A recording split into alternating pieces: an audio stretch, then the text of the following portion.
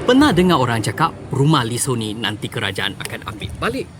Betul ke kenyataan ni atau sekadar mitos semata-matanya?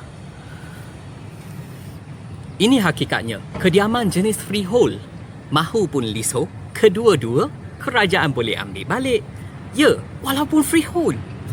Kalau kerajaan perlukan tanah itu untuk membuat lebuh raya, MRT, pembangunan awam, mereka berhak ambil balik. Tapi jangan risau, anda akan dibayar papasan ikut nilai pasaran, market price. Biar saya jelaskan apa itu freehold ataupun pegangan bebas. Maknanya, anda memiliki harta tanah tersebut selamanya. Boleh diwariskan kepada anak, cucu dan biasanya tak perlu kebenaran kerajaan kalau nak jual. Sebab itulah rumah freehold selalunya lebih mahal di pasaran.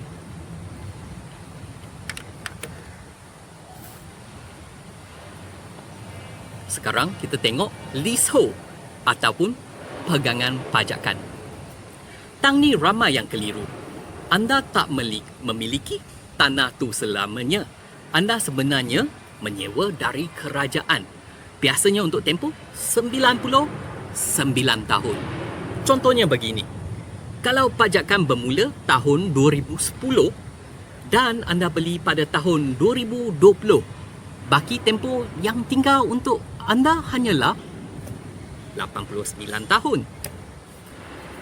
So, selepas 99 tahun, bila tempoh pajakan anda dah habis, anda boleh mohon untuk lanjutkan atau extend tempoh tersebut, tapi ia bukan jaminan 100%.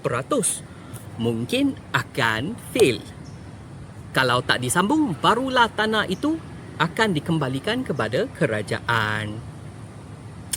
Jadi mungkin anda akan tanya, kenapa masih banyak yang berebut nak beli leasehold? Sebab murah harganya. Lebih murah dari freehold. Modal permulaan rendah bermaksud potensi pulangan saver atau yield mungkin lebih tinggi. Terutamanya untuk investor, pelabur. Leasehold memang target mereka. Ikuti saya kalau anda nak belajar ilmu harta tanah dengan cara paling mudah, tanpa istilah jargon yang pelik-pelik.